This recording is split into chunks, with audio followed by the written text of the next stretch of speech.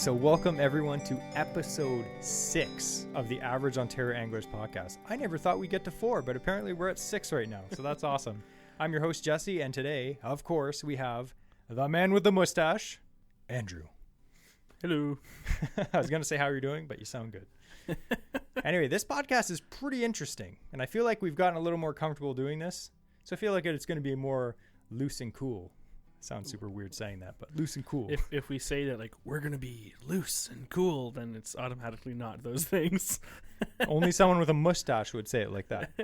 But anyway, this podcast is very interesting because 2 podcasts ago on episode 4, we talked about steelhead fishing basics. This one is Steelhead Basics Part 2. Ooh. Part 2, because I'll tell you what, you cannot cover everything in one part of one podcast. So this is episode number 6, Steelhead Basics Part 2.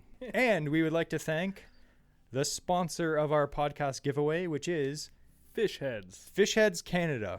Fish Heads Canada, if you're not aware, they are an online shop that sells everything you need for steelhead fishing. We've purchased stuff from them, rods, roe. The main thing that I really like from Fish Heads is they have their pre-packaged, already cured roe. Yep. And we're going to get more into that For someone eventually. like me who doesn't feel like doing it and can't catch that first 10 and get my own. Yeah. But we're going to get That's the best more way to get it. into that. But they sell everything. Hooks, beads, everything you need. Jake, the guy that runs it, he's a legit guy. The guy's a hammer. If you check his Instagram, that guy knows how to fish. But we'd like to thank him for sponsoring our giveaway. And we're going to announce what that giveaway is after. It's pretty good. Right, Andrew? It's exciting. It's very good. But anyway, we're going to start off this episode with interesting fishing fact of the week. And to handle it this week, we have the one, the only, Andrew. You hype me up so much, and then I can only do it, I can only fail at that point. I feel like my dreams of being a circus announcer just never got recognized, so I'm going to do it now. And I'm the monkey. Great. And as always, we're going to give Andrew, he gives me letter grades. Yep. And I'm going to give him a number grade. So let's see how he does. Because last week, I killed it. You A+. did. You did. I don't know if I'm going to kill it this week, but I'm going to try. All right. Kill it. All right. So, I wouldn't kill one of these.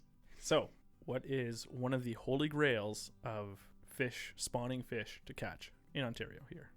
The holy grails of spawning fish to catch? One of them. I won't say it's the best, but like it's how I know you've caught a couple of them in your life. I want to say bowfin. No. Sorry, a running fish, not just spawning, running fish. Oh, running fish. Yeah, okay. Atlantics? Yes, sir. Okay. Atlantic salmon. Right. Sweet. So, Atlantic salmon was the only native salmon in Ontario. All the other ones that we have now, all the pinks, the cohos, the chinook, they were all introduced. So the only native one we had in Ontario was the Atlantic salmon, which for some isn't, new information. But the last caught native salmon in Lake Ontario, of the ones before they started restocking them, was caught in guess what year? The last native Atlantic salmon ever. The 70s? 1898. Oh, I was... Hey, Look, I this literally is didn't say 1970. No. I meant 1870. This is pre-World War I. Like, this is a long time ago. Wow. So Lake Ontario held the world's greatest freshwater population of Atlantic salmon. Considering how few there are now, it's sad to see us at this point, but it was the world's biggest freshwater population. What happened was they used to be caught and sold by the barrel in the 1800s. So hence why there's no more left. So in the restocking program that has had some success in recent years started back in the 40s, 50s, 60s, 80s. They tried restocking them in the Lake Ontario, but unfortunately had failed on all those attempts. So 80s, there's a few minor successes. In 1990, and so this is more about the history of them restocking now. So in 1995, the MNR was stocking 200 fry for 8 years. Only 200. 200? 200. Like, literally none of those survived, guaranteed. So in 2006, they launched the Lake Ontario Atlantic Salmon Restoration Program, or also called Bring Back the Salmon. Okay. So now, in recent years, it has been somewhat successful because we've actually found, and people have caught them, is returning spawning Atlantic salmon coming into these creeks. So we have, again, when your first interesting fishing fact was what the sturgeon or the lake trout. Yeah. We're talking about like the biggest. So I did the same thing here. Okay. Because I figured you'd like that. Okay. So what was the largest Atlantic ever caught in Lake Ontario? I don't know, because like I know like across the ocean they have massive ones. Now this is so yes. This is a Lake Ontario. So this fish. is Lake Ontario, and this is recorded. So this is Okay. post, like introduction. Honestly, like here they don't get that big. But your eyebrows are telling me that it's big. I want to I want to say like 25 to 30 pounds. Hey, okay. So your first number there was much closer. Okay.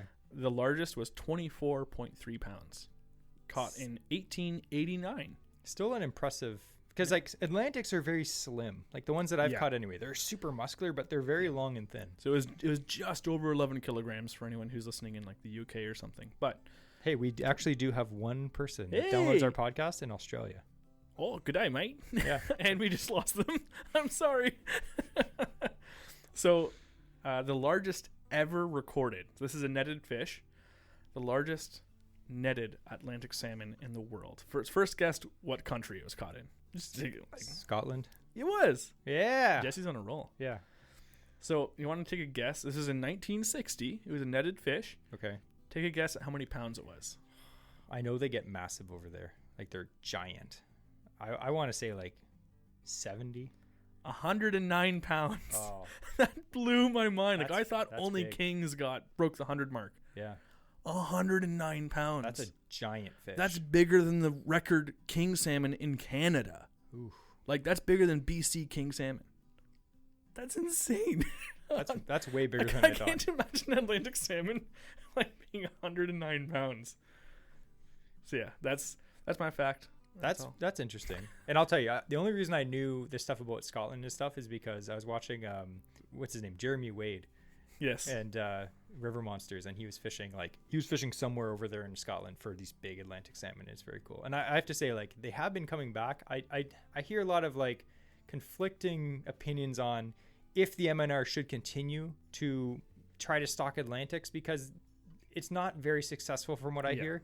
Should they put the money into other fish that would be better, like lake trout or like rainbows or salmon, maybe? Yeah. But I don't know. I don't know enough on the subject to speak on. There's so much has changed with the Great Lakes since they were thriving that they just can't. The numbers can't get back like they were, right? Yeah, and plus, like they introduced like all these Pacific salmon, and it's a different lake than it was back in the 1800s, obviously. Yeah. But it is nice to see them being caught in the fall. Yeah. Like I've caught a few. It's and cool just they're to at least fantastic have, fish. even if they're not going to be in the same numbers, to see them back and like to see the odd one. I think it's great to still see around. What am I doing? Number ratings? Yeah, you're doing numbers. Okay, I'll give you a solid 8.9. Ooh, That's pretty good. Yeah. I mean, it's no A plus like it's last like an week, A but minus. Oh. Yeah, that was interesting. I like these interesting fishing facts because they're all very Ontario based, Yes. except for last week's, which was about Ohio. But don't worry about that. Yeah, but I use his lures in Ontario. Exactly, 100%. That was very interesting. Thank you, Andrew, for preparing that. Now, our main topic of Steelhead Basics Part 2. We're going to kind of cover more of the bait side of it, like the presentation side of it. If you listen to episode 4, we kind of tried to cram everything in about where to fish, what rods to use, what baits. We get a lot of questions on our Instagram all the time. I know a lot of people say that, but we actually do. I get a lot of messages all the time. And it's a lot of them are people. Here first, Jesse doesn't believe you when you say we get lots of questions. He's like, yeah, right. We get lots of questions. It's just me messaging myself. But we get a lot of messages from people that are just getting into the sport, and they want to know, what do I need? Do I need all this stuff? Because a lot of people bring a lot of stuff with them. So we're going to kind of cover some of the bait, and we're going to talk about, actual bait, live bait. We're going to talk about plastic bait, and we're going to talk about hardware too. Mm-hmm. And this is going to kind of be from a generalized steelhead from throughout the spring into after opener and the post spawn. So it's going to cover from, we're talking late February all the way into like late May. So it's going to be very generalized, and it's something that me and Andrew have done a fair bit about. But we're going to start off with the most common and popular bait for steelhead fishing is roe, or fish eggs, trout eggs, salmon eggs. You can get brook trout eggs, all kinds of different eggs, which the sponsor of our video, Fish Heads, he actually has different kinds of eggs, because some people, some anglers, they prefer like brook trout eggs, and some of them prefer Arctic char eggs, Yeah. and all these different kinds of eggs. Some people prefer brown trout eggs, and to them, that's the key. And sometimes maybe it does work better, but generally speaking, I'd say the most popular 2 eggs to use is trout eggs and salmon eggs. Yep. And you can catch trout on salmon eggs, and you can catch salmon on trout eggs.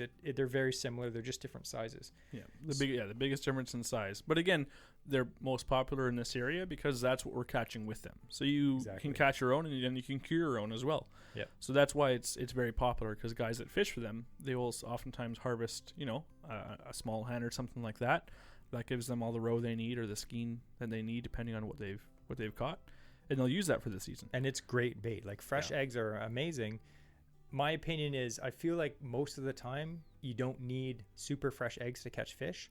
When fish are biting, you can generally catch them on a really good prepared egg. Like the fish heads eggs, I've been using them the last few years. And the thing that I personally like about them, like we like to pair up with companies that we've already been dealing with for years. And, we're dealing with fish heads. I've been buying prepackaged eggs from him for a few years now.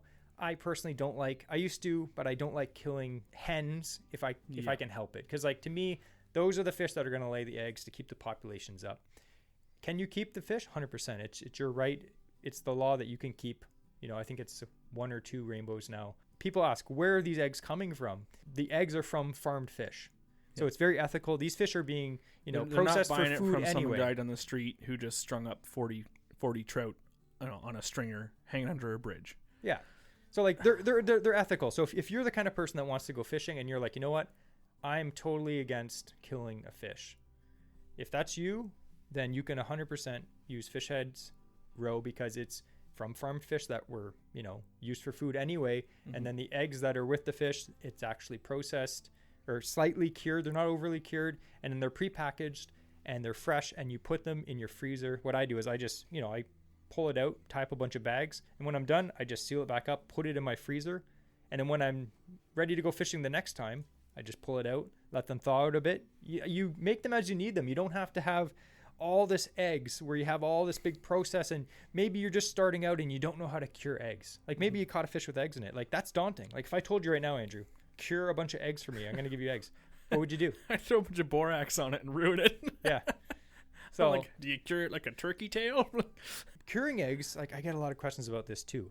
I'm not by far an expert. I have been curing eggs for, more than a few years, but it's very easy to mess up a cure. You can overcure your eggs and they literally become squishy balls that you can't even pop.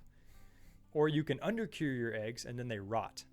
So it is like it's happened to people, it's happened to me when you cure your eggs and you mess it up. Yeah. And then your eggs either rot or they're not good. They're too hard. Even and how they cure, if you're not experienced in it, and you might be doing everything right, and because they cure, they release their juices, right? Yeah. And it'll soak them back in. So if you're doing it proper and you look and like, oh, the juices are gone, I ruined it, and you start adding more stuff, whatever, now you're ruining it. So it's very easy to ruin eggs. Yeah. And if it's an art form to do it right. Yeah. And like there's so many different ways you can cure eggs. And we're not really going to get into that. It's best if you want to know how to cure eggs, look up a good YouTube video on how to do it. Yeah. They'll explain it way better than I can on this podcast. But the good thing about fish heads roe is it's already done. Yeah. It's already cured. It's good quality, and you just literally just scoop it into your netting, tie it up the size that you want, the color that you want, the type of eggs that you want, and that's it. And it's not that expensive. And I do like to, because you still tie your own netting, the eggs having been cured is a great stage, because now if I only want, let's say it's salmon eggs, I only want like 3 or 4. I want a small bag, or I want to have like a bunch in there. I want to make big bags for floating off the bottom. I can tie whoever I want in my own bag now. It's not like I get them pre-tied for me in a tackle store or something like that. Again, that's another option, but yeah, you get one size and it's like, well, I want, it's a medium size. I wanted them smaller. I wanted them bigger. I wanted them different. So here you still get to make your own kind of, you're not having to cure it, but you can make your own bag size. You can dial it in for your preferences still. Exactly. And it's cost effective. So like obviously getting your own roe is the most cost effective, but buying them at the store pre-tied is the most expensive. And usually they're not the best.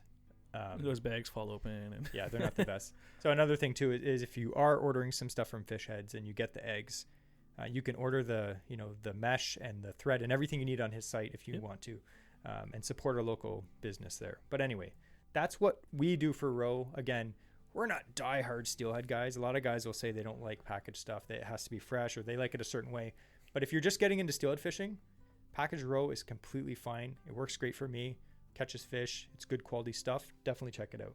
But anyway, so when it comes to beads, I remember when I started steelhead fishing like a long time ago, like I think I was like, 13, 14 years old, and beads were kind of just like starting to be popular.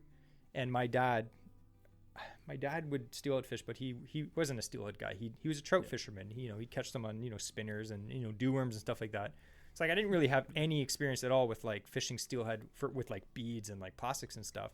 So when beads started becoming popular, I was literally like, a skeptic just like I am now. I'm like, that's stupid. I was like, no fish is going to eat a plastic ball. That's stupid. But again, it was popular. So I went to the store. I remember the first bead I bought a kitefish chartreuse 10 millimeter bead. It was a bigger bead.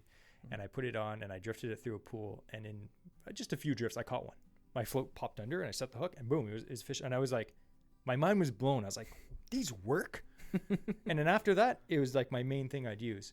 The reason beads are so good is because it's so natural. Yes. Like, explain why, Andrew, why would someone choose a single bead in clear water over like a big bag of roe? So it all's about the natural presentation of it. So if a trout dies upstream or a trout is spawning upstream, let's say, they're releasing all these loose eggs into the bottom and some will float downstream. So you have these single loose eggs floating downstream. You're not having a clump of eggs like wrapped in a skein essentially floating downstream. That's unnatural. It has a lot of scent, so in really muddy water and stuff like that, it has benefit. But if it's gin clear water and a trout just sees like a mass of eggs flowing at it, it's completely unnatural. It's going to avoid that like the plague. Yeah, especially in pressured water. Yeah, and it's seen, again, it's the most popular, so it's seen them 100 times on its journey up this creek in the past like 3 days, at least. But you get this small little bead coming along that looks exactly like a small trout egg. It's seeing those and it's been eating them and it's having no issues eating them the whole time. Mm-hmm. So that it's such a natural presentation of it. Just one small bead coming along. It's non-imposing whatsoever. They're gonna take that. Exactly. It's just like instinct for them to see that and be like, yep, that's fine. Yeah, they'll take it without even thinking about it. Yeah. To them, it's like the most natural thing. And like you said, there's fish spawning everywhere. There's, dead fish sometimes with dead eggs. And it's such a natural presentation as an egg. And like in clear water, you can't go wrong with a small bead too, like a 6 millimeter. Start at 8. That's kind of where you start. And then if the water's a little bit murky, go up to a 10 millimeter. If the water's clear, go down to a 6. That's what I do. And it works out pretty good. And you hear trout guys, like when you're fishing like trout in the later months, they'll say, oh, match the hatch. Or even, fishing for anything, match the hatch.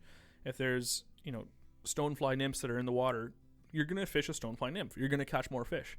Matching the hatch during the spawn is there's going to be eggs in the water. Fish, a bead, fish and egg imitation. Yeah. And one pro for beads, because like beads are great. Sometimes roe bags will outproduce them 100%, especially when, you need some extra scent or the water's a bit murky and you need a bigger presentation. But one of the great things about using beads and plastics for that matter is you can just leave them in your bag. You buy a bunch of beads, put them in a little container or a bunch of bags of pink worms and just chuck them in your fishing bag and just leave them. You don't have to worry about them rotting, going bad, smelling bad. Just keep them in there. And generally speaking, if you're just going fishing and you don't want to use like, live bait or like, roe, you don't have to worry about it. You just put it in your bag and you're done. And they work. They catch fish. Beads are great. And there's different kinds of beads. We got into that kind of in episode 4. There's glass beads. There's acrylic beads.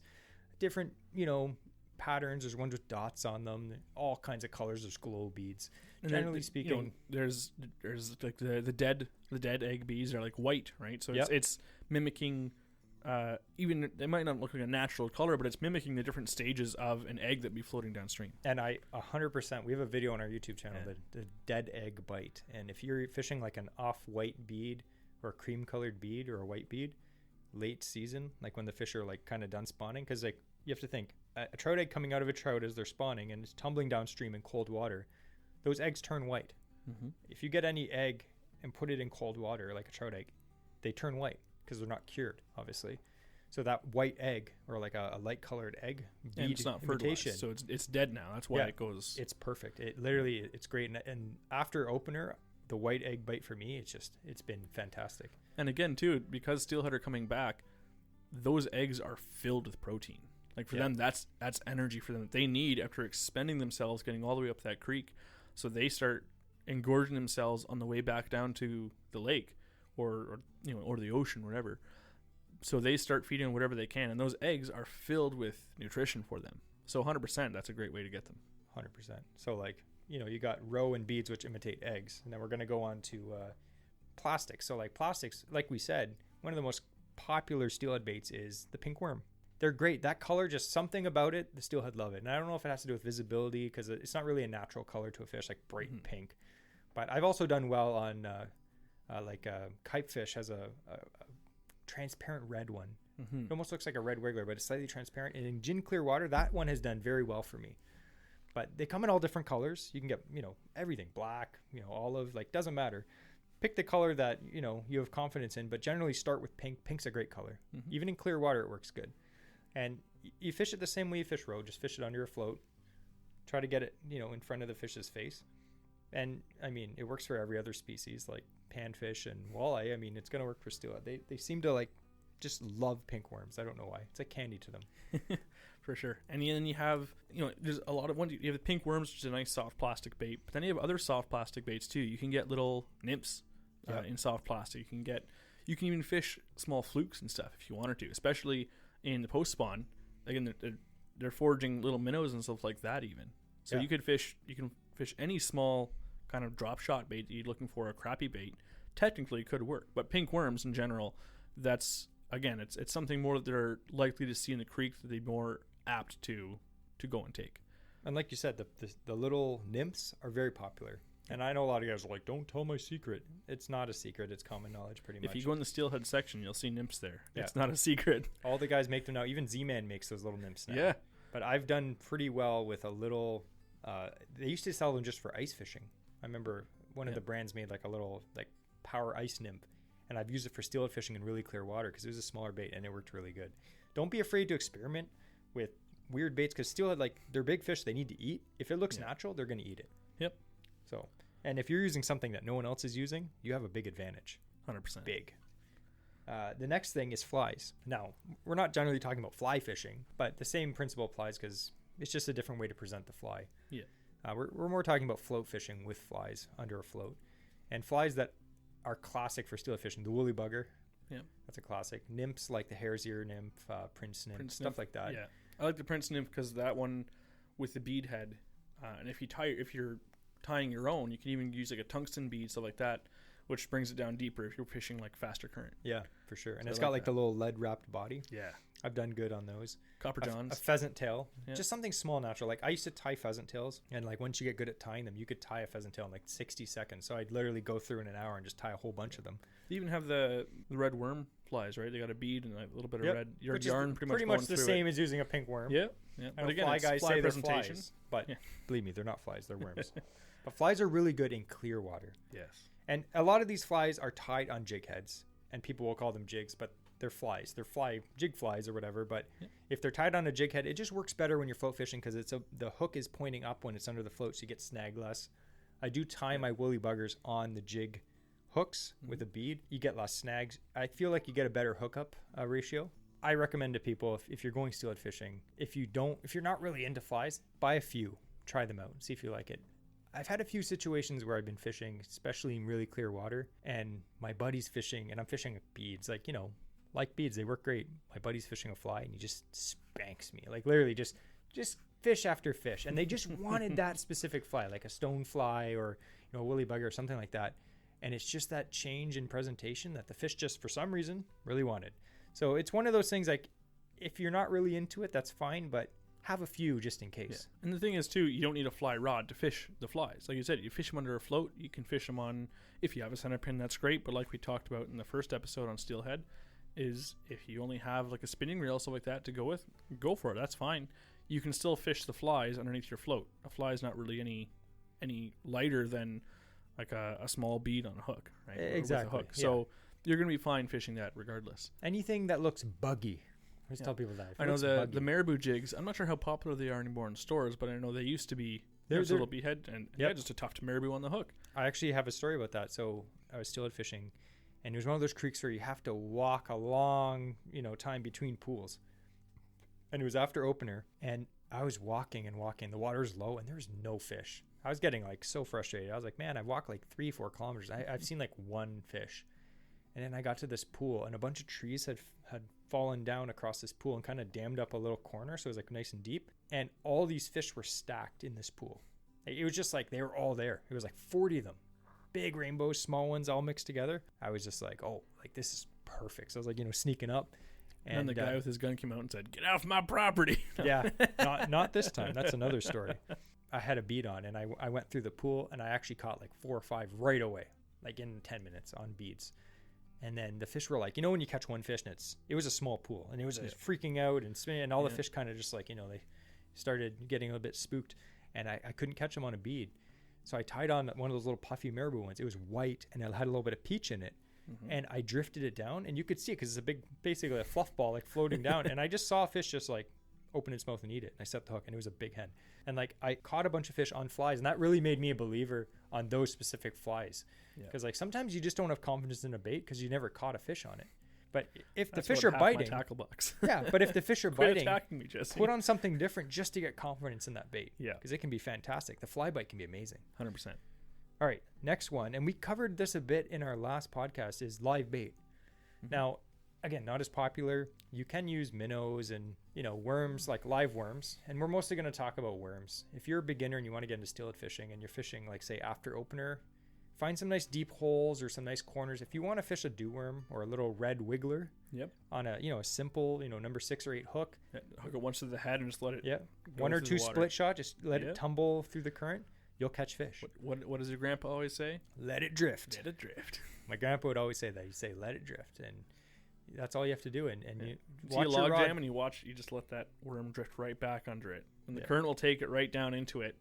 And now you'll snap off. But worms are cheap and so are hooks. So, but then you let it drift into there, and then all of a sudden your line will just tighten and your rod will start to, buck. And now you got to hope for the best. You can pull out this 20 plus inch steelhead out of this log jam upstream. And I've had some fantastic days, usually after opener in deep log jams, like Andrew said, and you're going to want to use pretty sturdy equipment. I like to use at least 8 or 10 pound mono, because you're pulling fish out on logs. They're jumping out of the water over logs, and like it's a fiasco almost. Mm-hmm.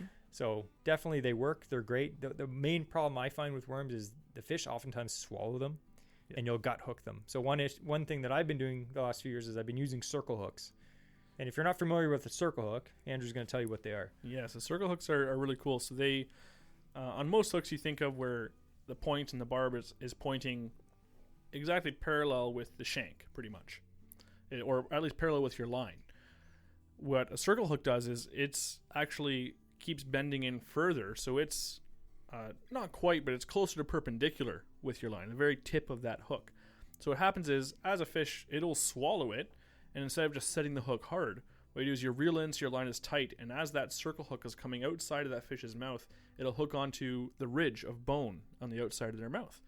And that's where the tip will hook onto, and then it turns in, and then will start to engage. And it locks in. Like when you hook a fish on a circle hook, it's not coming off. So you don't set the hook when you're using a circle hook. What you do is you just slowly reel in, tighten that line, and it will hook itself. Yeah, and they work great. I've had success using them for steelhead. I also use them for bass too if I'm using live bait. They're fantastic. I actually really like, if you're taking a kid fishing for the first time, I like to use circle hooks, and I tell them you don't set the hook, because oftentimes the little children, they don't have the mechanics down. They don't set a hook anyways. Like you take a little kid fishing for sunfish with a bobber, and what do they do when the bobber goes under? They just reel. Yeah. And with a circle hook, that's perfect. Yep. The fish is hooked. And guess what? Sunfish doesn't swallow your hook, and you're not killing a little sunfish for no reason. So try a circle hook if you're using live bait. Another bait that we didn't mention in the plastics, and this is like a little bit of a secret, but little tube jig, like a crappy tube jig. I've had fantastic days on those, and you can fish them under a float. The thing, like you were saying with the crankbaits in the last episode, you can't use a legit crappy jig head because the hooks are thin. Yeah, steelhead will bend that out, no problem. So you actually have to use a legit strong gauge hook, like a steelhead jig. Yep. But put a little tube jig, those little crappy tube jigs. I've had really good success with a bunch of colors, but the pearl white ones, I'll fish it under a float, really good. Or after opener, if you're fishing deep holes, you can literally almost like just pitch it into holes, let it sink to the bottom, and then just twitch it up. Just, twitch it off the bottom. Yep. And I've had fish just dart out and grab it.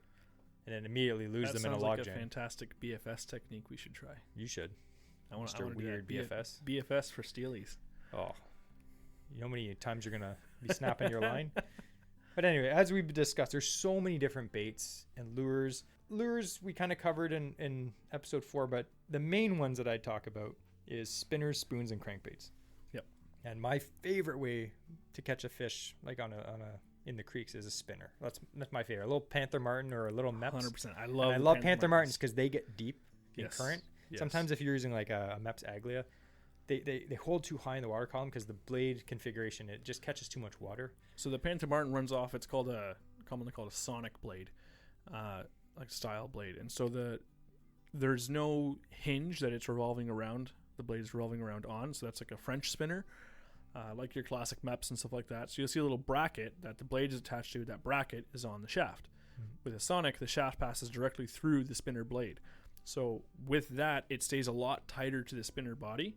So that's why it does track deeper. It doesn't have as much water it's moving, and it causes a lot more vibration because the blade is rattling against that shaft. And they're great.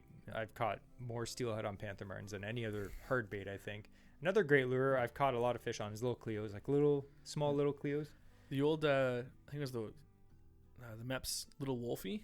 Yep, Little Wolf. You can find them. I haven't seen them recently. Yeah, I haven't seen them in stores in a while, but you can still pick them up, and they were good because they were pretty heavy. Same with the crocodile spoons. If you want a spoon that'll get deeper, the crocodile spoons, you can get them, and they're in these nice small sizes, and they're thick. They're like the thickness of a little Cleo, like what you'd cast for salmon when it's like trout size. Yeah. And those things will get deep in a pool real fast. And I think a lot of people, especially when you start steelhead fishing, they think that you have to be uber finesse when you're steelhead fishing. Like after opener, when these fish are hungry, like these fish normally live in the lake, and they feed on, alewife and other like bait fish. And then they go up a creek where there's not much food. Mm-hmm. So they're hungry. They got to eat. They're not just starving themselves like salmon, right? So like if you chuck out a little minnow bait, little crankbait or jerkbait or a spinner spoon, to them that's just natural. The banana baits. I mean that's an fish. old one, right? The flatfish or the quick fish, yeah. Yeah. So that used to be a secret decades ago, but it's not anymore. Not anymore. But not a lot of people fish them. All these steelhead that are coming in, they've never seen one before. There's a good chance they haven't seen many at least. So and some guys fish them religiously. Yeah. A lot of people don't. Yeah. So I'd say that like the main thing I don't like about fishing with crankbaits is most crankbaits that I want to fish are expensive now. Yeah. They're like $10. And if you're fishing around log gyms and stuff, you're going to lose a lot of them. Yeah. So it's like I'd rather lose like, a $5 spinner if I can get like a blue fox on sale for like $3.99. Or a $1 bead and hook. Yeah. Yeah. But there's so many different presentations, and again, we're going to plug our sponsor of the podcast, Fishheads. Yep. He has a lot of the stuff that you're going to need. And we didn't mention what the giveaway was. Fishheads Canada is giving away $50. That's a good chunk of money that you can buy, maybe some supplies, some fluorocarbon. Fluorocarbon's expensive. Fluorocarbon leaders. You can pick up some beads, some plastic bait. You can buy some of his roe if you've never tried it. If you win this giveaway, definitely pick up a pack of that because that stuff's fantastic. For $50, you can get kind of a starter pack for yourself where you can go with your spinning rod that you have now and go out there and try steelheading. If you want to get into it, this is now nothing down steelhead experience. You can go and try it. So that's fantastic. For sure. And if say you're already a guy and you have everything, you're a guy or a girl that has a lot of stuff, then you know exactly what you want. Get yourself a nice hat or get yourself a nice pair of hemostats. Like get yourself something nice that you normally wouldn't get and you'll love it. But anyway, that's a fantastic giveaway. We'd like to thank him for that. We've had really good giveaways on this podcast so far. It's been amazing. I've been really happy with the support from the local guys. And we're trying to get, mostly local guys and girls.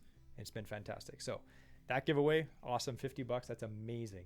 Now, we're going to go quickly through gear for beginners. This is a basic video. So like Andrew's going to handle the hardware bit and I'm going to handle the float fishing bit.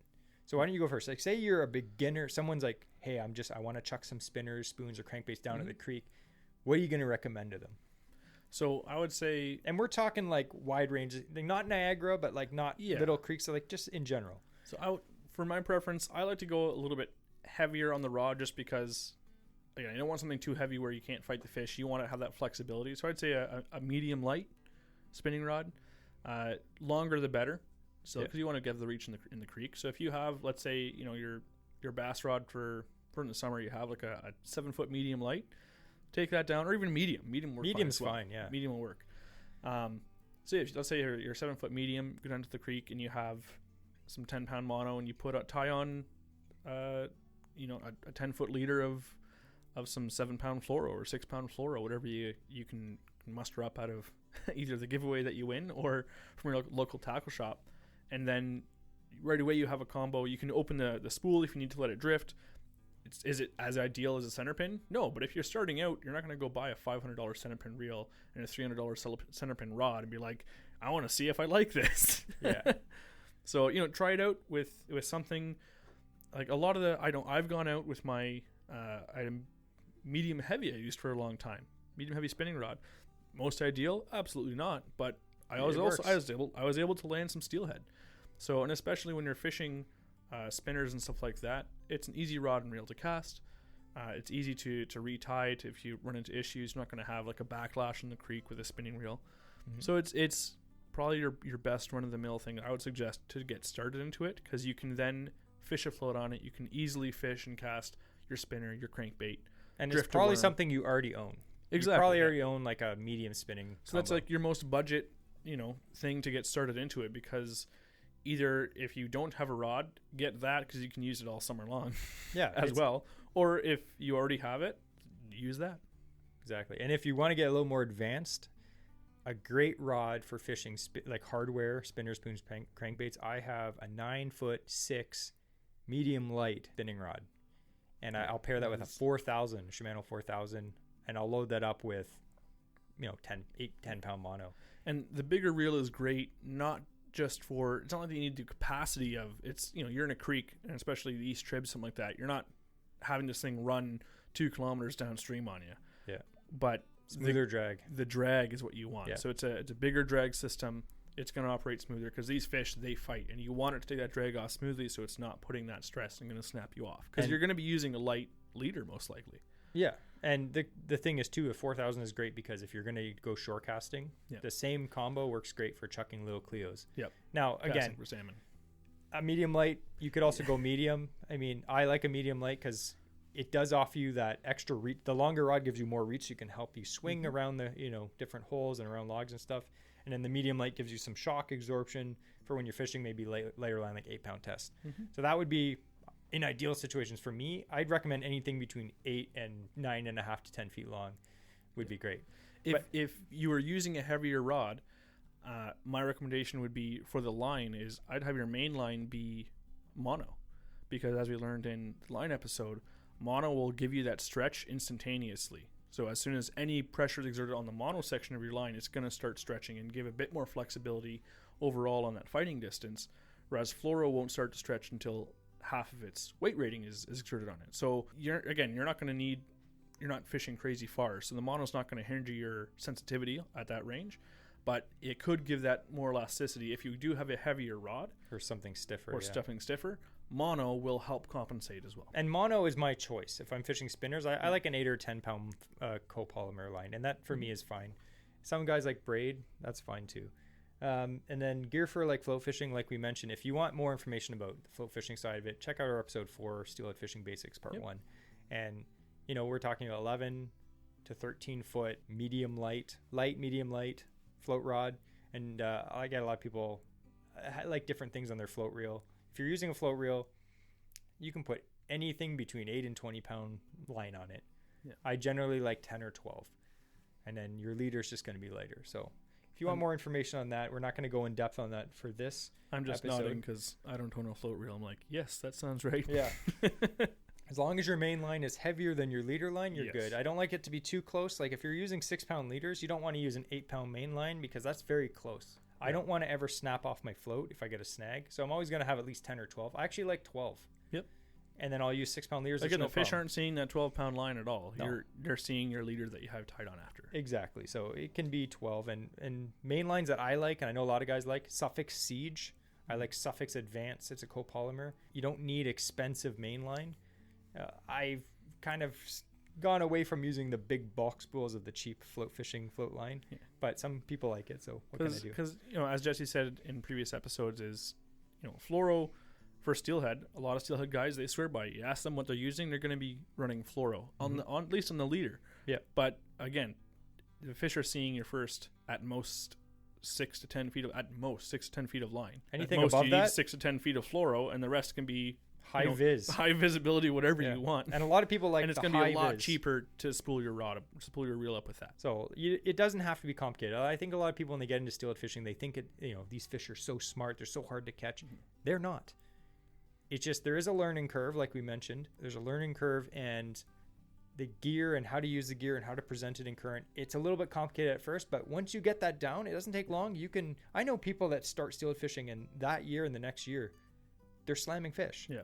Because if you do your homework and maybe you have a buddy that is really good at steelhead fishing and takes you out, you can get on fish. That's Jesse to me. Yeah. So when we were young and we'd like write letters to each other because we were also pen pals who lived like an hour away, and at the time we couldn't drive. So yeah. But Jesse would be telling me about steelhead fishing in the spring, and he's like, oh yeah, fishing a bead or drifting floating pink worms. I'm like, okay, like what's that?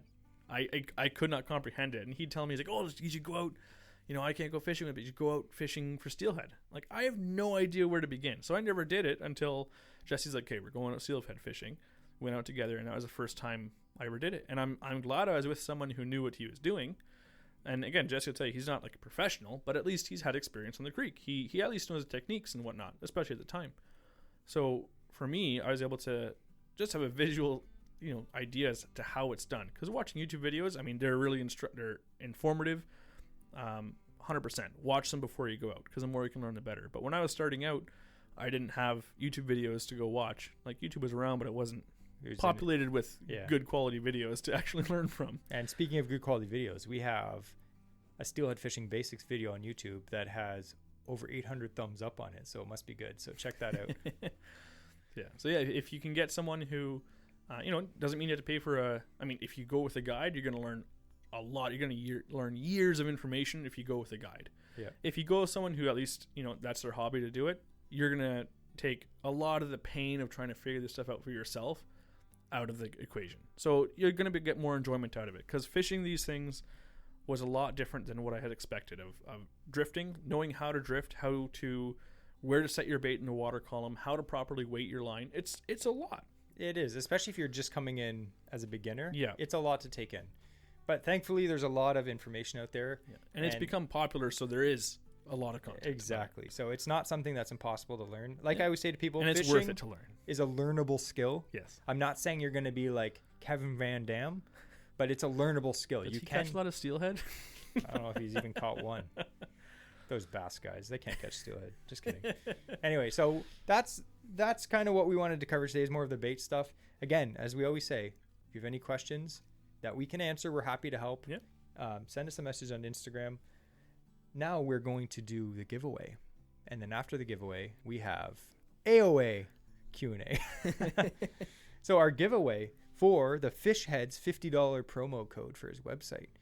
And we got quite a few people. We're not going to say how many, because I forget how many it's into the doubles of digits. Oh yeah, it's actually it's quite a bit. I mean, like, obviously, if you have the opportunity to win $50 of steelhead fishing money, a lot of people entered, which is fantastic. 100%. And that's what this is all about. So Andrew has, what's it called, the Wheel of Names? Wheel of Names. The Wheel of Names, and he's gonna spin it. He's gonna spin it right now. Whoever wins this, you can hear it spinning there, is gonna win $50.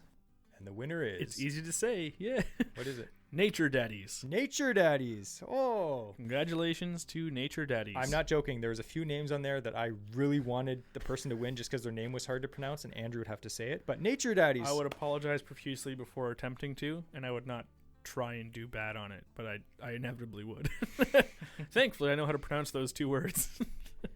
He's also a guy that, he steelhead fishes. He does really good, so I'm glad that he won it.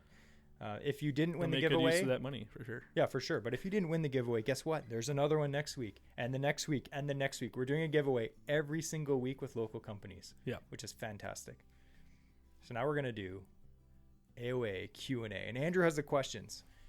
All right, and he's gonna decide which one to give me and which one to answer himself. All right, so not that one. Okay. So I would say the first one: favorite brand of hook or terminal tackle.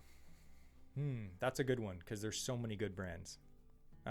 Let's go with hooks because that was okay. I mean, so terminal tackle is like a bunch of stuff. Let's go with okay. Let's go with hooks. So like just for general fishing, I've really fallen in love with, and I think they're really underrated, is the Berkeley Fusion 19 hooks. Nice. Nice. Like if I'm buying a flipping hook or like replacement trebles, those hooks are sticky sharp and they're really reasonably priced. Like I've gone through buying, Gamakatsu and Owner and all the different hooks, and they're all great. Yeah. But those hooks for the money, I feel like they're the best value, and I recommend them to everyone. Yeah. Like when I replace hooks on my jerkbaits, I buy those. Yeah.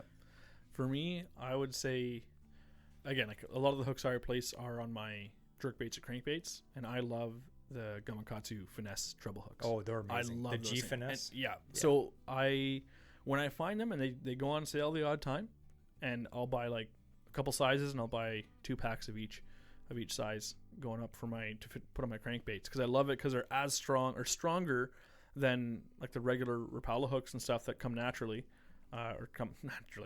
they come provided on the baits, but then they're also like thinner gauge, so they're sticky sharp, they easily penetrate, and then they're stronger than the stock hooks. They have a coating on them, which makes them slick. And a cool thing that I haven't tried them yet because they just came out is VMC. I'm also a fan of VMC hooks. Yeah.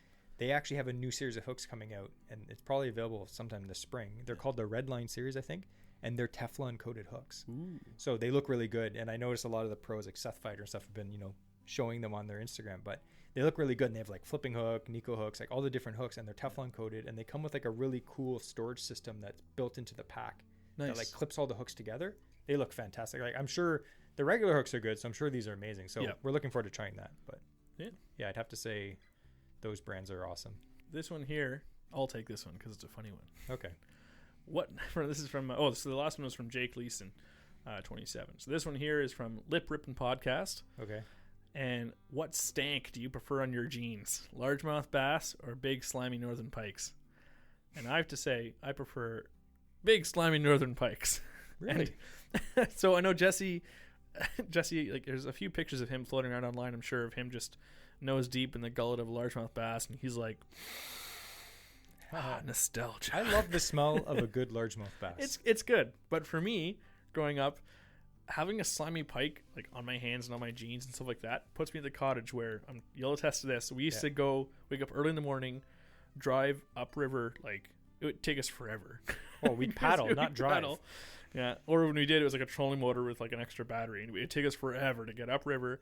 We'd pick up these homemade Chelsea buns from a local store. Oh yeah, and then eat them on the way back. And inevitably, we'd be catching pike the whole time. And those Chelsea buns tasted better with pike slime on our hands than without. Somehow. You say that, but I just think it's because pike I think are it was just so because slimy. It was good to eat Chelsea buns while fishing, so it didn't matter if it was pike slime or not. Yeah, but pike are so slimy, right? Like they have so much slime on them compared to a bass.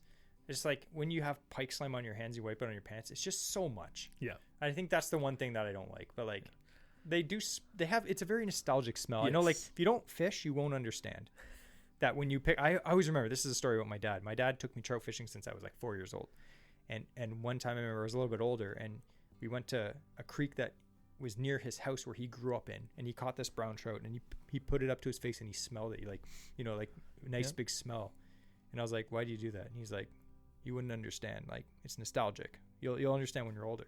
And I was like, weirdo. And then literally do it recently. And now Jesse sniffs the first fish of every season. He's like, sometimes I kiss them too. Not pike though. But anyway, yeah, that's a good question. All right, have you ever had trouble with the wardens, the game wardens? That's from Laurent Esteleflu. I don't speak French, so that's as good as you're getting. Okay, I haven't. Have you? I've never had trouble with them. I've seen them a couple times only. Again, like I know that's a whole other discussion, but there's not many. There's not many for the amount of space of water and hunting areas. Like they cover it all in MNR. I've only been these approached. Game wardens, they're spread so thin. Oh yeah, you're hard pressed to find them. I've only been approached by game wardens, and I fished a considerable amount of times over the last years, twice. Yeah. And once was when I was ice fishing. Yep, we were together. Yep. And once when I was trout fishing, and the guy was just going through the creeks like on opener or something. But I never see them. The thing that I feel is, as long as you're not an idiot, and you treat them with respect, and you're not breaking any laws. Yep. They're going to be nice guys generally. I'm sure there's the odd guy that's having a bad day, but buy your fishing license. It's the law. Don't keep fish out of season. Don't do anything illegal, and they're not going to have a problem with you. Yeah. And the thing is too, like if I had to throw my 2 cents in, these are guys where again they're spread super thin. they have to take everything. They do have to take it seriously because their job is a serious one, 100%. And so they can't allow things to pass because for every person that they find, there's 100 that they're not, just because of the numbers that they're spread so thin. So if there's something that they see that needs correcting, they'll do it 100%. So if you're being a jerk to them and you're talking back and trying to argue your point when just the fact of the matter is that you're wrong, you're going to have trouble with them. Yeah. They're going to get pretty firm with you pretty quick, I'm sure. And I would not fault them at all for that because they need to get that stuff done. There needs to be not an example made out of people, but there needs to be like people to see the reason to follow the law. Yeah. So I've never had any issues with them. The guys that I had were fantastic. And whenever I talk to them, like great. At the shows, they're all really nice guys. And you ask them questions too. Like I know you've asked questions like, look, here's an area I can't tell in the regs if this is part of what zone and what I can fish. Like they're happy to help. Like, hey, this is this, and it might be opposite to what we've heard from other people who, either professional fishermen. The guys will be like, no, that's actually okay to do this or it's okay to do that. Yeah. They are there to help spread information more than anything. They want to make sure that people are aware and are following the guidelines that are there for a reason. So yeah, like I said, never had an issue with them myself. Yeah, and the thing is too, you have to remember, like, we live in dangerous times now. Like things are different than they were. Like these guys are going out there to be like, hey, can I see your guy's license? And they don't know if this guy has a weapon on them. Yep. And with fishing, like hunting is definitely serious, but with fishing too, they don't know what kind of weirdo they're going up to. 100%. Not everyone's as cool as I've seen weirdos at the creeks all the time. Oh, I was fishing with one last week. Just kidding. So that's a good question. And if you're, if you know a conservation officer or if you're one listening, awesome. Thanks for all your hard work. Yeah. What's your guys' favorite lake? So my favorite lake is, and that lake is fantastic. I would go to every day if I could. And there's so many different fish, and we go all the time to. Yeah. Right. I'm gonna say a different one. Can you bleep over this for me too? Maybe. Right. You better, because it's not just mine. I got this. I actually met Bob McGarry. He's from Ontario Out of Doors, and we were a great guy. He showed me I was in his house doing some work, and he was showing me some of his mounts and record fish and stuff like that. Really cool guy. And so we got to talking, and he told me of a lake that he was interested in that he had heard some good things about. I love it. I was there. That's where I caught my biggest smallmouth bass. It's a good within lake. Season. I've been there, yeah. And there's muskie, there's pike, there's walleye, and it's an smallies, underrated lake. Underrated. And yeah, it's perfectly accessible for the boats that we use. Yeah, it's perfect. So you can't leave that name in there because then Bob McGarry is going to come hard down on this podcast, and I don't want to get banned by Ontario Outdoors, and I want to be on their good side. I like that magazine. Yeah. That's a good question. All right, and with a terrible answer. Last one. What is the fish you enjoy the absolute most, and why? To catch, I assume. Doesn't say. So okay. It could be like overall. You might really like catching carp, but do you like eating them? And you're like, you know what? I'll change my answer to walleye. Yeah. I don't know. That's a very again. It's we're in Ontario. There's so many fish, but I have to say, and this is not going to surprise anyone. So here, I'll change that question. So that one, I had an answer though. Okay, well you can give it, but so that's from the Rod Father 919. I keep forgetting to say the names, but so anyways, what's the question there? So we've answered the question before of if we could only catch one fish or the rest, what would you go? Yeah. So I think mine was smallmouth bass. Mine was pike. And yours is pike. So let's give either more in-depth answer if it's the same fish or a different fish. Okay, so I think the way that I like this question is like, what's the fish that I most enjoy catching?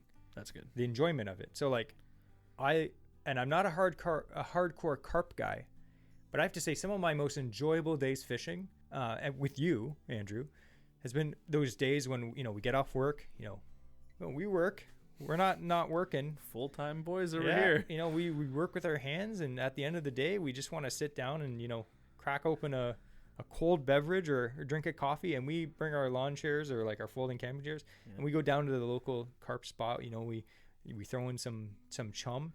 We set up our bait feeders on we have the rod pod with the bait alarm, so we don't have to really watch the rod. Yeah. And then we just sit back and relax and talk. And sometimes we catch nothing. Sometimes we catch 20. Yeah. And it's just like you're talking, it's relaxing, It's a you know, it's getting dark, and then all of a sudden, you know, I love it. That's true. That's actually a really good answer, and I don't know. You can't top mine that is anymore. You can't top that. No. Well, why don't you just expand on that? Because like I know we both really enjoy it, and I know you're always like, oh, we're old men now because we like this, but like when we were young, not as much. For me, it's like bobber fishing for me has always been like amazing. Like it's nostalgic, but I still love to this day bobber fishing. It's cool. And carp fishing, you're not watching a bobber, but it's still like you're sitting there, you cast out. It's a game of patience. Mm-hmm. You're sitting in a nice comfy chair. Like we got some nice chairs now. Like we're sitting there, and we got a wagon. Comfy. We bring everything. Yeah. Yep. And you can bring a snack, whatever. And you're sitting there, and it's long day after work, and you just spend it into the nice cool hours of the evening, and just sitting on a bank with your buddy, and hearing some coyotes howling in the background. You know, maybe some splashing of the fish. And when we catch nothing, it's like we don't feel that like, oh, that was a waste of time. We're like, oh, you know what? We just had eating. We just had a great conversation. Back to the car and we go home. We talk fishing. And when we have if we catch one, we always say if we catch one fish today, that's great. That's a great day. If we catch one each, that's amazing. Yeah. Any more than that, like it's incredible. And the way that we carp fish, and I don't know if anyone else does this. So like, you know, we have a rod pod. We usually like you have 2 rods, I have 3 rods because you're allowed to use 3 rods for carp. But usually when we go to that particular spot, we'll have 3 rods going usually. Yeah. So I have a rod pod with 3, spots for rods, and we'll cast out 3 rods, and then the first rod that goes off, whoever's rod that is, that's their fish. And then after that, we just switch so that even if it's my rod, the next fish that goes off, it's Andrew, and then we switch back. So that way it's fair and there's action. It's not like, I'm catching all the fish if I happen to have the hot rod of the night, because sometimes it just happens to be like one, spot. And then that way, it's fair. We're catching fish, and it's exciting the whole night. And we'll go with like a couple of friends or sometimes, and that way too. Like when we go with friends, or I know we went with my wife, we went with a buddy Royce there, and it's like first fish is our guest, because just now we might have been carp fishing for a few weeks already, caught some, and so it's first fish. Or if let's say Jesse is gone or I've gone before the other person, and we go out, generally we'll give the first fish to the guy who hasn't caught one yet that year. Yeah, and it's cool just to have that. It's not like a community where it's like a bunch of people. But it's just your little group, and it just shows it's getting everyone. It's not about the fish. No, it's about fishing with your friends and making the sport more enjoyable for everyone. Yeah. And carp fishing is super easy to get into. Yeah, we're gonna do an episode on that. Actually, 100%. This is a sneak peek, but we have an episode coming up in May. Yeah, and we actually have a podcast guest. Yeah, he's not our first guest, but he's one of the first guests, and he is a carp guru, and I'm going to try to dumb it down for like normal people like us, because like he's into like all the fancy stuff, but he's also good at keeping it simple too. So we're excited to have him on. We'll explain stuff in layman's terms and whatnot too. So we're not going to use like triangulation and stuff. It'll just be like hooks. But anyway, we're excited about that. This has been a good podcast. Yeah. I really like, trout fishing and steelhead fishing. And I know it is hard for some people to get into it. And we'll probably do an episode you tell me, Jesse, because you have the schedule. I scheduled it out until June already. But at some point, we'll talk more about doing stream trout. Like instead of the steelhead run, stream trout is one of my favorite pastimes. It is. When the warmer weather hits, and there's some drop back still, but I'm there for the. You're native focusing trout. on the native trout. I love it. And generally with this podcast, as you notice, we kind of try to keep it seasonal. So like right now it's April. We're talking about, openers coming up. We want to talk about steelhead. And then guess what? Next month, we're going to be talking about carp and walleye and pike. And then throughout the summer, it's going to be more bass. So we're going to keep it fresh every month. Mm-hmm. And again, if you have any suggestions on topics, send us a DM. And again, we'd like to thank our sponsor, Fish Heads Canada, for giving an amazing prize, and Nature Daddy's won. Yep. And it just goes to show you, if you enter these giveaways, you have a pretty good chance of winning. Right now, we're getting quite a few entries. Like a lot of the entries, we're getting like 30, 40, 50 entries. Yeah. As our podcast is growing, and it is 1 to 50 odds is great odds. That's not bad. for not having to pay anything to get into it. 100%. And we're going to have some pretty sweet giveaways coming up. Like this giveaway today was amazing. Yep. We'd like to thank Fish Heads again for that. But if you didn't win the giveaway and you'd like to support a local company and try some of that roe I was talking about, definitely check out Fish Heads. Yeah. And he has like everything you'd need. So that's the last thing that I had to say for this episode. But again, trout openers just around the corner. If you're super stoked about that, I'm excited for everyone. A lot of people do like the whole camp out before and everything. But definitely tag us in your pictures of steelhead that you catch, and we'll try to repost those on our Instagram account. So we'd like to thank you for all listening. Again, we mentioned our last podcast. It's been going fantastic. So we really appreciate you guys listening. Like the response and the views that we're getting immediately when we upload, we'll get like a lot of views right away. And I'm like, wow, this is crazy. And I'll send pictures of Andrew, the screenshots of our podcast stats. And I'm like, I was like, look at this, man. Look at this. 10 a.m. at work. I was like on my phone, like, oh, this work sucks. I'm like, woohoo, podcast doing well. Yeah. So we'd like to thank everyone. It's only made possible by you guys actually, downloading these episodes and listening to them. Yep. And the more people that listen, so like definitely if you have someone that you know that listens to podcasts and they like fishing, tell them about our podcast, because the more downloads we get, the bigger the giveaways we can get. We can use that as leverage for bigger giveaways for companies. So definitely do that. And if you haven't yet given us a review, we've saw a lot of great reviews already on Spotify and Apple. We have some amazing reviews there. Thanks for we're actually going to read some of the reviews next week. Nice. Maybe that sounds a bit cheesy, but some of them are really good. I feel like I should read some of them, but please give us a review. And if you're listening to this on YouTube, thanks for watching us, and please leave a comment. We're going to head out now, and tight lines, everyone.